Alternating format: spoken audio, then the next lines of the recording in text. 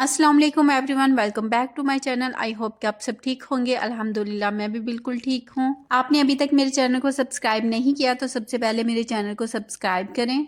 अभी ऑलमोस्ट मैंने एक वीक का गैप ले लिया था क्योंकि बीच में मेरी तबीयत बहुत ही ज़्यादा ख़राब हो गई थी। कफ़ थी बहुत बुरी तरह से, मुझे भी और इशाल को भी, क्योंकि इशाल का हुआ था स्कूल स्टार्ट। तो स्टार्टिंग में मैंने भी बस ऐसे ही बाहर निकल जाना, मैं भी स्वेटर वगैरह कुछ भी नहीं थी पहनती, तो बहुत ही ज़्यादा सर्दी थी मॉर्निंग में, तो इस वजह से मुझे भी सर्दी लग गई और इशाल को भी। आज आपसे मैं अपनी मॉर्निंग रूटीन शेयर करने लगी हूँ। इशाल को जो भी मैंने लंच के लिए देना होता है वो एक दिन पहले ही मुझे मेन्यू सोचना पड़ता है और फिर रात को ही आधी चीज़ें मैं प्रिपेयर करके रख देती हूँ ताकि मॉर्निंग में अगर मैं कभी लेट हो जाऊँ तो मुझे मुश्किल ना हो। अभी सुबह के लिए मैं रात को ही चिकन की मैरिनेशन कर दूँगी। तो यहाँ पर चिकन की मैंने कटिंग कर ली थी। अब मैं उसके अंदर सारी सॉसेज और स्पाइसेस ऐड करूँगी। और जब इशाल के लंच के लिए इस तरह कुछ बनाना हो तो मैं उसके अंदर बहुत ही लाइट चीज़ें मस्टर्ड सॉस का उसको भी फ्लेवर बहुत ही ज़्यादा पसंद है और मुझे भी बड़ी अच्छी लगती है। और इसके अलावा मैंने वाइट विनीगर डाला था, सोया सॉस डाला था, यहाँ पर रेड चिली फ्लेक्स और साल्ट डाला था मैंने थोड़ा सा, और साथ ही मैंने थोड़ा सा तीखा मसाला ऐड कर दिया था। तो बस ये सिंपल से मसाले डाल के मैंने तो ये चिकन को मैरिनेट यहाँ पर बहुत ही ज़्यादा चीज़ें मिल जाती हैं लेकिन वो फ्रोज़न होती हैं, तो मैं फ़्रोज़न आइटम से थोड़ा सा परहेज़ करती हूँ। मेरी कोशिश यही होती है कि बच्चों को जितना हो सके वो फ्रेश चीज़ें जो है वो खिलाई जाएं। और इशाल के लंच के लिए तो मोस्टली मैं घर में ही चीज़ें बनाती हूँ। और इसके अंदर थोड़ा सा कॉर्नफ्लोर मैंने ऐड कर दिया था, इस तरह से थोड़ी सी थिकनेस आ जाती है और जो भी मसाला या सॉसेस वगैरह होती हैं वो चिकन के साथ अच्छे तरीके के साथ लग जाती हैं। और जब मैं रात को इस तरह से आधी तैयारी करके सो जाती हूँ ना तो फिर मुझे बड़ी सुकून से नींद आ जाती है कि चलो कोई नहीं, सुबह मेरा आधा काम जो है वो ऑलमोस्ट ख़त्म होगा, मुझे बस निकालना होगा और बस बनाना होगा। और अभी हो चुकी है नेक्स्ट मॉर्निंग। अभी 5:10 हुए थे ऑलमोस्ट और मुझे कोई भी नज़र नहीं आ रहा था, लेकिन हाँ स्कूल बसेस जो हैं वो आना शुरू हो जाती हैं 5 बजे से ही।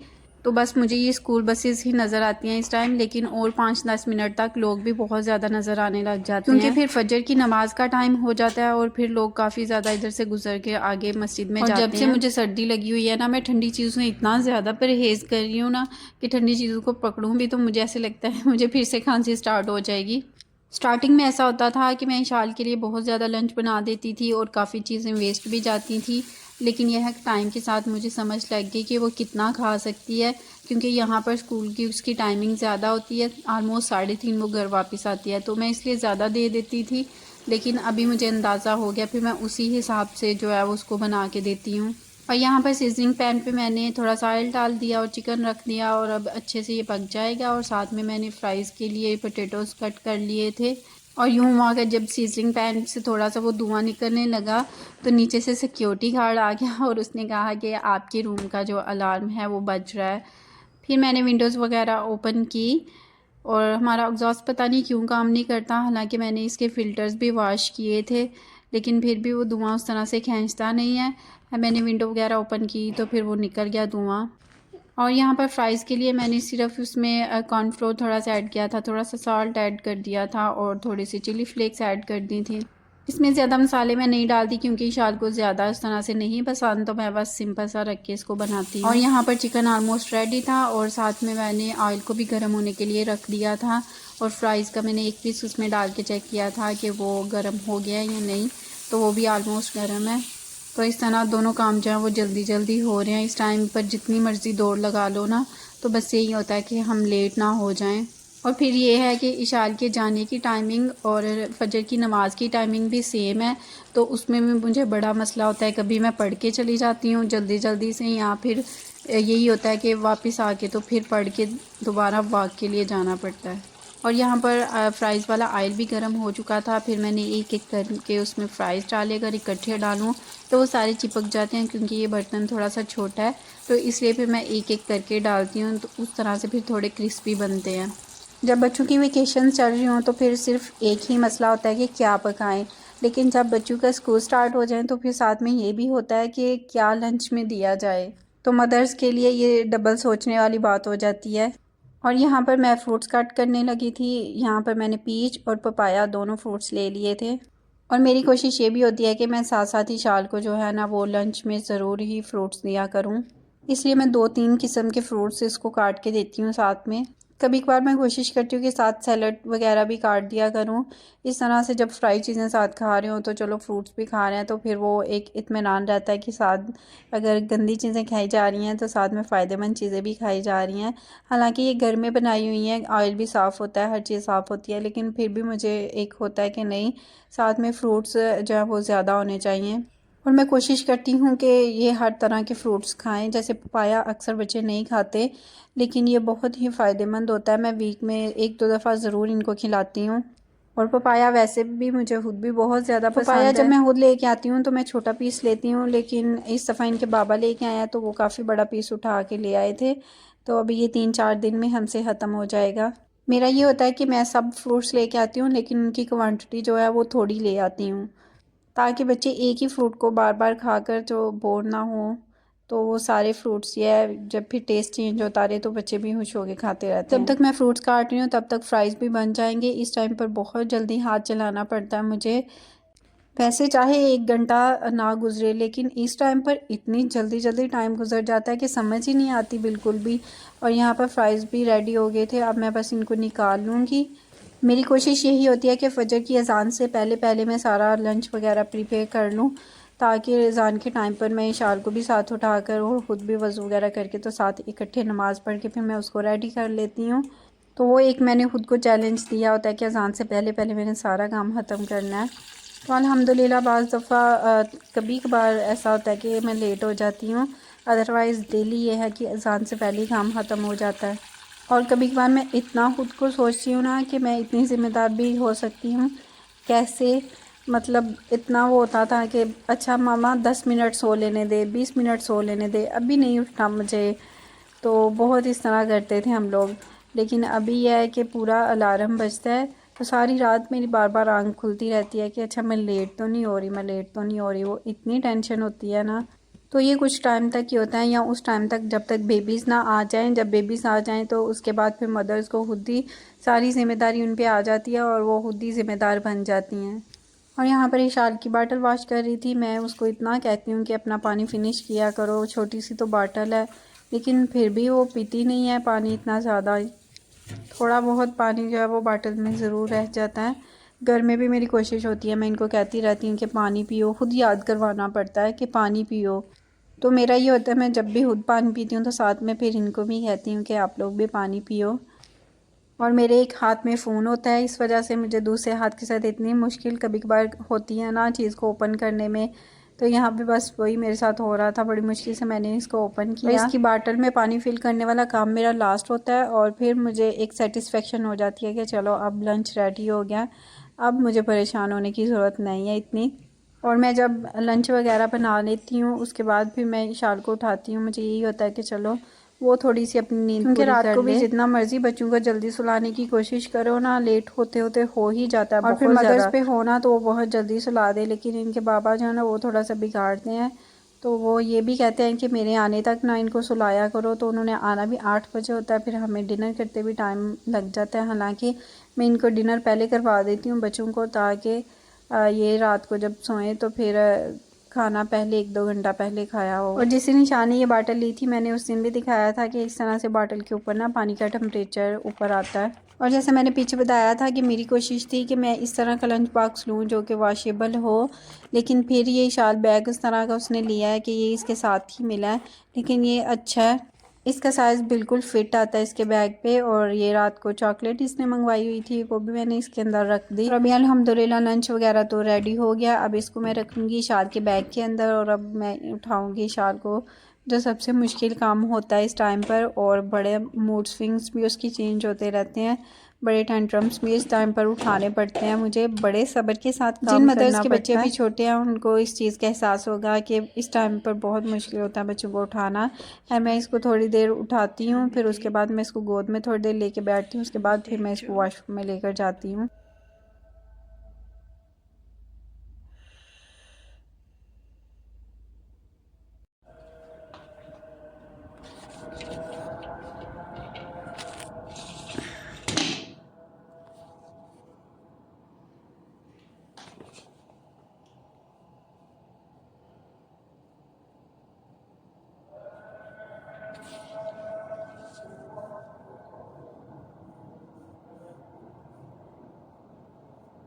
तो अभी बस इशाल उठ गई थी और अब वो वॉशरूम में चली गई थी।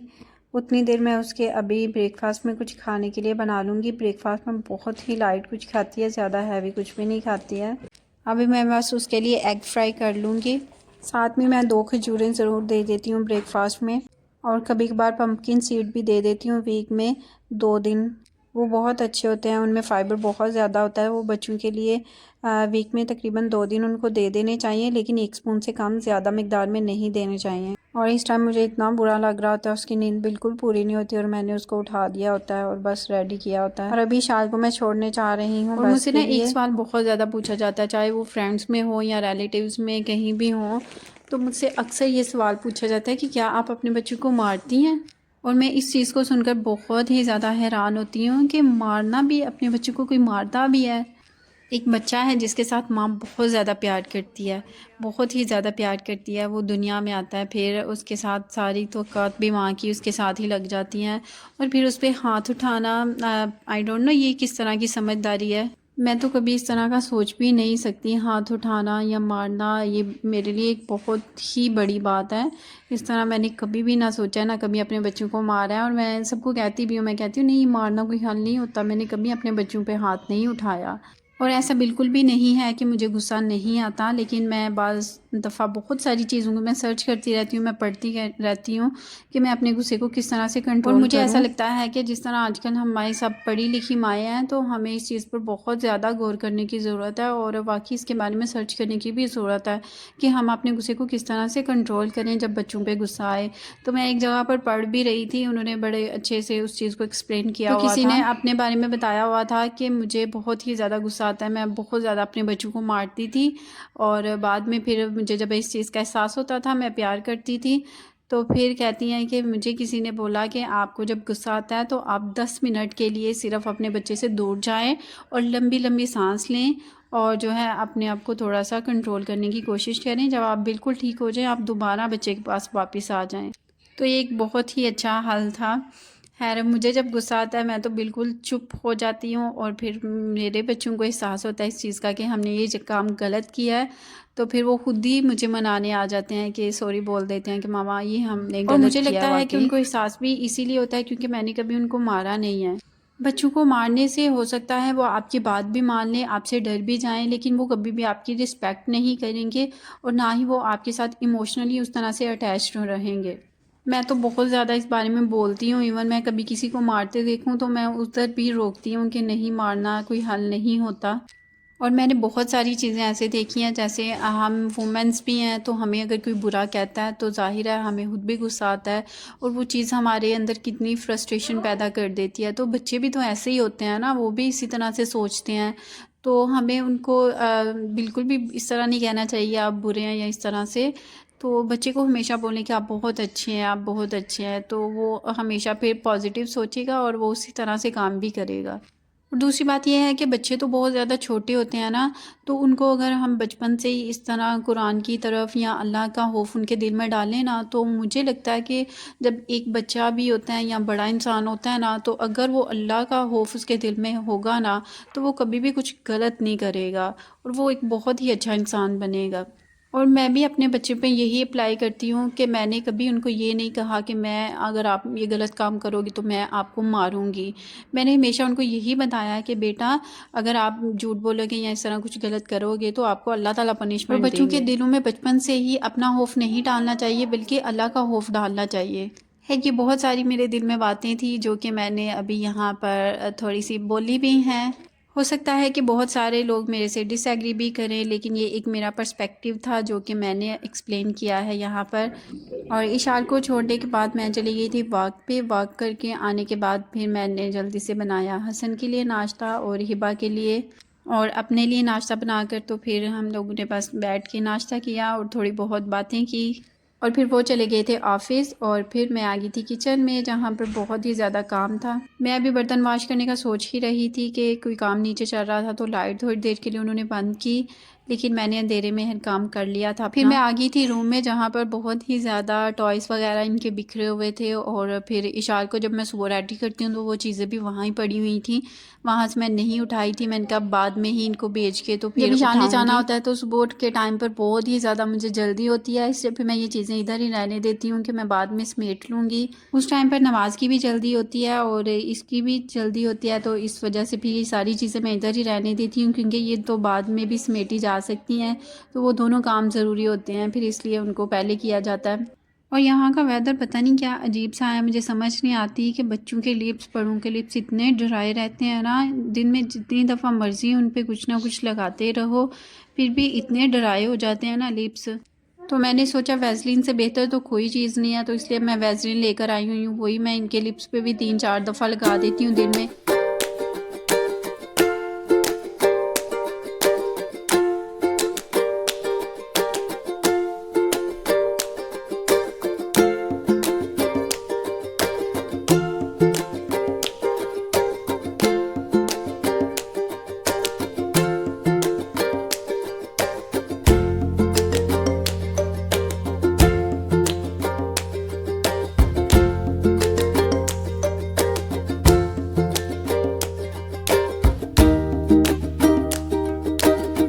इशार का स्टडी टेबल एक ऐसी जगह है जिसको मुझे वीक में हर दफ़ा साफ़ करना पड़ता है, फिर भी पता नहीं ये क्या चीज़ें बार बार रख देती हैं आगे पीछे करके, तो इतना गंदा लगता है।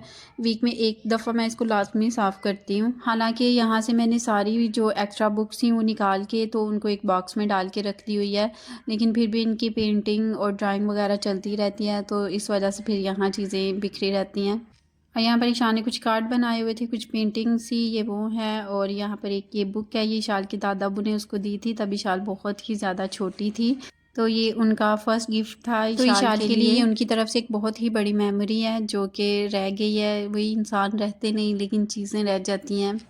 और यहाँ पर मैं देख रही थी कि इसके अरेबिक के पेपर में साथ में मैंने भी अरेबिक सीखी, साथ में इसने भी सीखी। बहुत ही ज़्यादा मेहनत करनी पड़ी थी मुझे भी, और मुझे ऐसे लग रहा था कि जैसे मैं दोबारा से सारा कुछ वैसे तो पता नहीं मैं सीखती या ना सीखती, लेकिन ईशान की वजह से मुझे भी मौका मिल गया सीखने का, तो मैंने भी बहुत कुछ सीखा। जब हसन अब्बी बोलते हैं तो यहाँ के जो लोकल लोग हैं वो भी कहते हैं कि तुम बताओ तुम हो कौन, तुम पाकिस्तानी लगते नहीं हो। है यहाँ पर ये बुक मैंने ईशान को गिफ्ट की थी इसकी बर्थडे पे। तो वही इंसान एज के हर हिस्से में कुछ ना कुछ सीखता रहता है, और जब मैं इशार को पढ़ा रही होती हूँ तो मुझे ऐसे लग रहा होता है कि मैं दोबारा से सारा कुछ पढ़ रही हूँ साथ में, और बहुत सारे कॉन्सेप्ट्स जो मेरे पहले क्लियर नहीं थे वो भी बहुत ज़्यादा क्लियर हो जाते हैं। और ये इशाल की पाकिस्तान वाले स्कूल की कुछ बुक्स थी तो रखती है, कभी कभार इनको ओपन करके देखती है, तो मैंने ये रखती हुई हैं ताकि हिबा इनको देखे, तो वो थोड़ी सी अभी कोशिश करती है चीज़ें रीड करने की। और यहाँ पर ये इशाल की कुरान के कुछ नोट्स हैं, जब वो कुरान की क्लास लेती हैं तो साथ में इस बुक में फिर वो अपने नोट्स वगैरह जो भी हैं सारे वो बना लेती है। तो फिर जब भी कोई चीज़ वगैरह उसको भूलती है तो फिर दोबारा से इन नोट्स से देख के तो वो रिवाइज़ कर लेती है। तो ये एक बहुत अच्छा तरीका है बच्चों को, स्पेशली छोटे बच्चों को ज़रूर जो है वो कुरान के नोट्स भी बनाने चाहिए। और ये आइडिया हमें इशाल की कुरान की जो टीचर हैं जो इसको ऑनलाइन कुरान पढ़ाती हैं उन्होंने दिया था कि आप अपने पास नोट्स रखो, नोट्स बनाओ, अगर आपको कभी कोई चीज़ मुश्किल लगे तो आप दोबारा से उसको रिवाइज़ करके देख सको। और साथ में इशाल नमाज भी अभी सीख रही है अल्हम्दुलिल्लाह, बहुत कुछ उसने सीख लिया है, बस थोड़ा बहुत कुछ चीज़ें रह गई हैं तो वो भी साथ साथ सीख रही है। तो ये नमाज का जो है वो अलग से उसका प्रिंट उसके बाबा ने निकाला हुआ है। तो यहाँ पर ये सारी चीज़ें स्कूल की बुक्स, कुरान की सारी चीज़ें जो है वो नोट्स वगैरह उसके मिक्स ही पड़े हुए थे। हालांकि मैं इनको अरेंज करके रखती हूँ और उसको भी बोलती हूँ कि इनको ना थोड़ा सा अरेंज करके रखा करो, लेकिन अभी फिर भी बच्ची है तो बताती भी हूँ, साथ में करती भी है कभी कभार बहुत कुछ। और ये इशाल की वो बुक है जो इसने पहली दफ़ा अकेले खरीदी थी। ये इसके स्कूल में बुक फेयर हुआ था इधर दुबई में, तो उधर से इसने ये खरीदी थी। इसको स्टोरी बुक्स जो हैं वो बहुत ज़्यादा पसंद हैं, और जब भी कहीं बुक स्टोर्स पे इस तरह से जाती है तो वहाँ से स्टोरी बुक जो है वो कोई ना कोई उठा के ले आती है। तो यहाँ से मैं सारी चीज़ें सेपरेट कर रही थी, जो चाहिए और जो नहीं चाहिए वो सारी सेपरेट करके मैंने रख दी हैं। और ये एक स्केच बुक है, ये इशाल ने दोनों स्केच बनाए हुए हैं इस बुक पे, तो ये उसकी फ़र्स्ट एफ़र्ट थी स्केचेस की, तो बहुत अच्छे बने हुए हैं और मुझे तो बहुत अच्छे लगते हैं। और ये कुछ मेरी चीज़ें हैं जो कि इशाल के इधर पेंसिल बॉक्स में पड़ी हुई थी, फ्लावर्स जो कि अल्हम्दुलिल्लाह मिलते रहते हैं मुझे, तो मैं बस इनको ऊपर से खोल के तो इनकी पत्तियाँ जो हैं वो मैं एक बॉक्स में रख लेती हूँ। और साथ में मैं इसके पेंसिल बॉक्स में देख रही थी जो भी एक्स्ट्रा चीज़ें हैं उसको मैं निकाल के रख रही थी सही से। आज मेरे पास कुछ ज़्यादा काम नहीं था उस तरह का करने वाला, तो इसलिए फिर मैंने सोचा कि मैं चलो आज ये वाला काम जो है कर लेती हूँ। और इस काम ने भी मेरा अच्छा खासा टाइम ले लिया। जो इस तरह का कोई काम होता है मैं फिर उसको उस दिन के लिए रख लेती हूँ जब मुझे किचन में या इस तरफ कोई दूसरा काम ना हो। और यहाँ पर मेरा सारा काम हो चुका है कंप्लीट, और इसी के साथ मैं करती हूँ आपको अल्लाह हाफिज़। दुआ में याद रखिएगा। Bye bye.